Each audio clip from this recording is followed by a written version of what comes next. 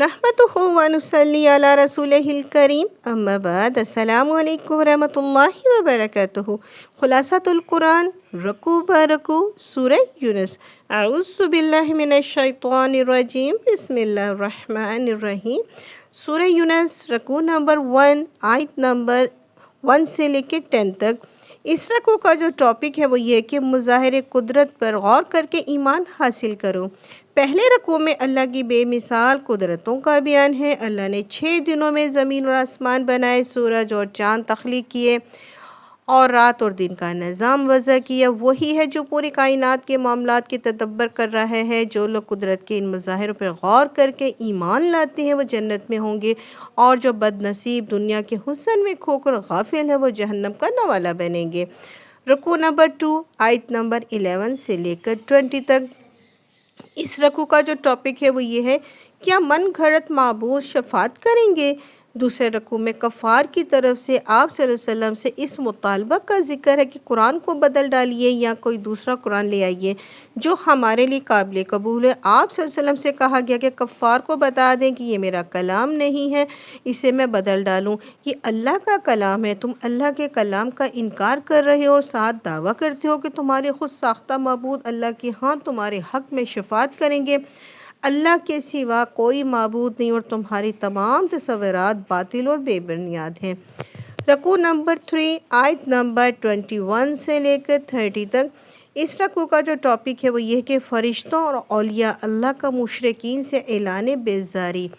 تیسرے رکوع میں بیان کیا گیا کہ اللہ جب انسان کو اپنی رحمت سے نوازتا ہے تو عیش میں یا یاد خدا سے غافل ہو جاتا ہے، البتہ جب کوئی تکلیف آتی ہے تو اب خوب خدا کو یاد کرتا ہے۔ جب کشتیاں سکون سے چل رہی ہوتی ہیں تو لوگ ان میں عیاشیاں کر رہے ہوتی ہیں، پھر جب کوئی طوفان آ جائے اور کشتی ڈولنے لگے تو گر گڑا کر اللہ کو پکارتے ہیں اور وعدہ کرتے ہیں کہ اگر اس مصیبت سے بچ گئے تو دوبارہ اللہ کی نافرمانیاں نہیں کریں گے۔ جیسے ہی اللہ بحفاظت خشکی پر لے آتا ہے تو وہ اپنے عہد کو توڑ دیتے ہیں، عن قریب انہیں اس بد عہدی کی سزا ملے گی۔ روز قیامت نیک لوگوں کے چہرے پر روشن ہوں گے اور ابدی جنت کے مزے لوٹ رہے ہوں گے، نافرمانوں کے چہرے پہ سیاہ ہوں گے اور جہنم کی آگ میں جل رہے ہوں گے۔ مشرکین فرشتوں اور اولیاء اللہ کو اللہ کے ساتھ شریک ٹھہرا رہے ہیں۔ روز قیامت یہ نیک ہستیاں مشرکین سے اعلان بیزاری کریں گے اور کہیں گے کہ ہم ان کی دعاؤں اور نظر و نیاز سے غافل تھے۔ اس وقت مشرکین کو اندازہ ہو جائے گا ان کا مشرکانہ تصور بالکل ہی گمراہ کن تھا۔ رکوع نمبر 4 آیت نمبر 31 سے لے کر 40۔ اس رکوع کا جو ٹاپک ہے وہ یہ کہ حق کے اعتراف پر مجبور کرنے والے سوالات۔ چوتھے رکوع میں مشرکین سے پوچھیں گے اور سوالات کا ذکر ہے، کون ہے جو انہیں آسمان اور زمین سے رزق دیتا ہے؟ کون ان کی بصارت اور سماعت کو اختیار رکھتا ہے؟ اور کون مردے کو زندہ اور زندہ کو موت دیتا ہے؟ اتنی بڑی کائنات کو چلانے کی منصوبہ بندی کون کر رہا ہے؟ کون ہے جس نے پہلی مرتبہ کسی شے کو پیدا کیا دوبارہ بھی پیدا کرنے کی قدرت رکھتا ہے؟ کس نے سیدھے راستے کی ہدایت کے لیے کتابیں نازل کی ہیں؟ ان تمام سوالوں کا جواب یہ کہ سب کچھ اللہ ہی کرتا ہے۔ اب غور کرو، اللہ کے ساتھ کس کو شریک کرتے ہیں؟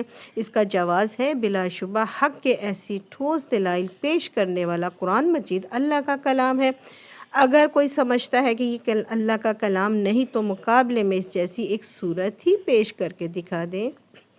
رکوع نمبر 5 آیت نمبر 41 سے لے کے 53۔ اس رکوع کا جو ٹاپک ہے وہ یہ ہے کہ دنیا کی زندگی مدت ایک گھڑی یا اس سے بھی کم ہے۔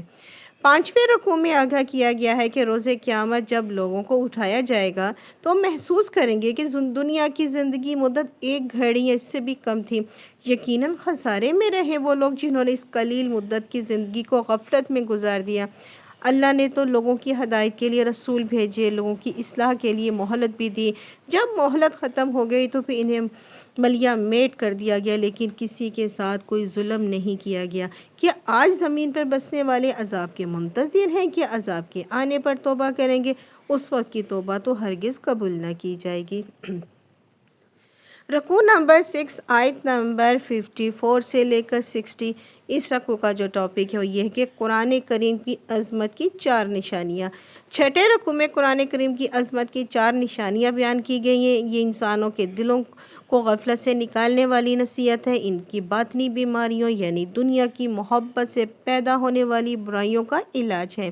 انسانوں کے عقائد و اعمال کی اصلاح کے لیے ہدایت ہے۔ ایسے مومنوں کے لیے دنیا اور آخرت میں رحمت کا باعث ہے جو اس کی دی ہوئی ہدایت پر عمل کرتے ہیں۔ بلا شبہ قرآن اللہ کی رحمت اور فضل کا مظہر ہے۔ لوگوں کو چاہیے کہ وہ قرآن جیسی نعمت کے حصول پر خوشیاں منائیں، قرآن کو سمجھیں، اس پر عمل کرنے، اس کے احکامات کے نفاذ اور اس کی تعلیمات کو دوسرے تک پہنچانے والی خدمت اس مال و متاع سے کہیں بہتر ہے جو دنیا دار لوگ جمع کرتے ہیں۔ رکوع نمبر 7 آیت نمبر 61 سے لے کے 70۔ اس رکوع کا جو ٹاپک ہے وہ یہ کہ اللہ کے نزدیک محبوب امر اور تلاوت قرآن کریم۔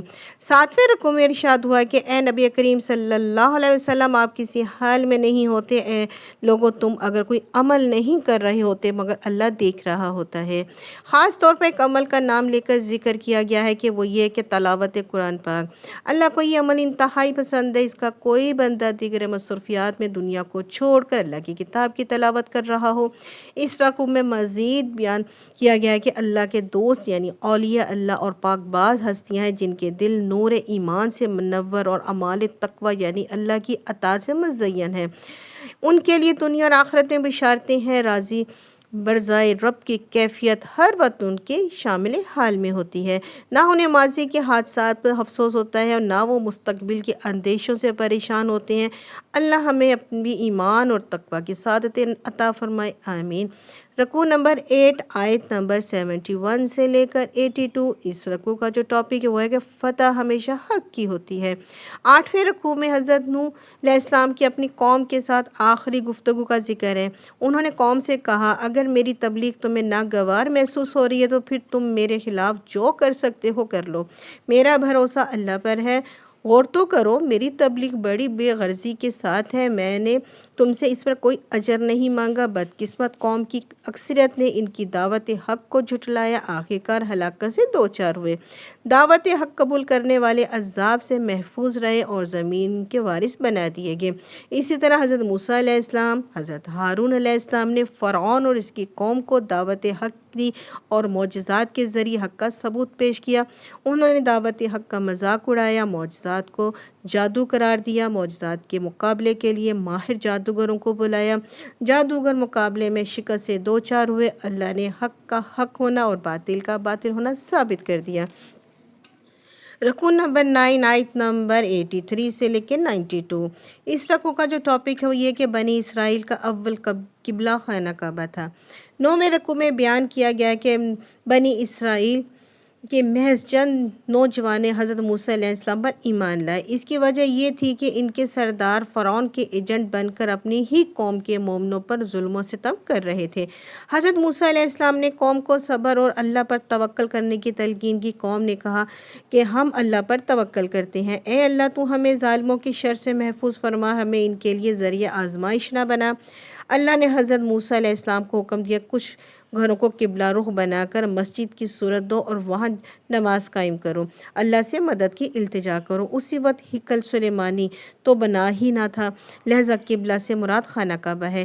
گویا بنی اسرائیل کا بھی اول قبلہ خانہ کعبہ ہی تھا۔ حضرت موسیٰ علیہ السلام نے اللہ سے فریاد کی کہ آل فرعون کے پاس مال، اسباب اور قوت کی فراوانی ہے جس کے ذریعے وہ لوگوں کو اللہ کی راہ سے روک رہا ہے، اے اللہ ان کے مال و اسباب کو تباہ کر دے اور انہیں ایمان لانے سے محروم کر دے۔ اللہ نے یہ فریاد سن لی اور فرعون کو اس کے لشکر سمیت غرق کر دیا۔ غرق ہوتے ہی فرعون نے کہا کہ میں ایمان لاتا ہوں بنی اسرائیل کے معبود اللہ پر۔ اللہ نے فرمایا کہ موت کے سامنے آ جائے تو ایمان لانا قبول نہیں کیا جائے گا، اب تمہاری لاش کو محفوظ کر کے لوگوں کے لیے نشان عبرت بنا دیا جائے گا۔ رکوع نمبر 10 آیت نمبر 93 سے لے کے 103۔ اس رکوع کا جو ٹاپک ہے وہ یہ کہ کاش قوم میں یونس کی طرح دیگر قوم بھی توبہ کر لیتی۔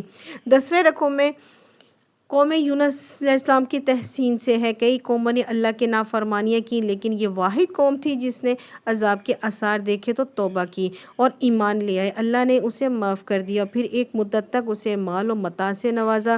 رکوع کے آخر میں دعوت دی گئی کہ دیکھو تو صحیح کائنات میں اللہ کی قدرت کے لیے کیسے کیسے مظاہر ہیں، ان پر غور کر کے ایمان کی دولت حاصل کی جا سکتی ہے۔ ایمان لانے والے کامیاب اور اسے محروم رہنے والے برباد ہوں گے۔ رکوع نمبر 11 آیت نمبر 104 سے لے کر 109۔ اس رکوع کا جو ٹاپک ہے وہ یہ کہ باطل کے ساتھ سمجھوتا نہیں ہو سکتا۔ مکی دور کے آخر میں سرداران قریش نبی کریم صلی اللہ علیہ وسلم کو دعوت دے رہے تھے کہ آپ صلی اللہ علیہ وسلم ایک معین عرصہ تک ہمارے بتوں کی پرستش کریں، پھر ہم اتنے عرصہ ہی آپ صلی اللہ علیہ وسلم کے معبود واحد کی پیروی کریں گے۔ اس رکوع میں نبی کریم صلی اللہ علیہ وسلم کو حکم دیا گیا کہ اعلان کر دے کہ میں اللہ کے سوا کسی ہستی کی پیروی نہیں کروں گا اور نہ ہی کسی ایسے معبود کو پکاروں گا جو میرے لیے کسی نفع یا نقصان کا اختیار نہیں رکھتا۔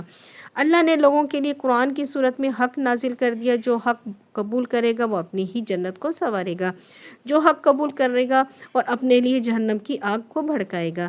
نبی کریم صلی اللہ علیہ وسلم کی تلقین کی گئی قرآن کی پیروی کرے، حق پر ڈٹے رہیں یہاں تک کہ اللہ کی طرف سے حق و باطل کے درمیان فیصلہ کر دیا جائے گا۔ یہ تھی ہمارے سورہ یونس، یہاں کمپلیٹ ہوگی۔ اب ملیں گے نئی سورت کے ساتھ، جب تک کے لیے اللہ حافظ۔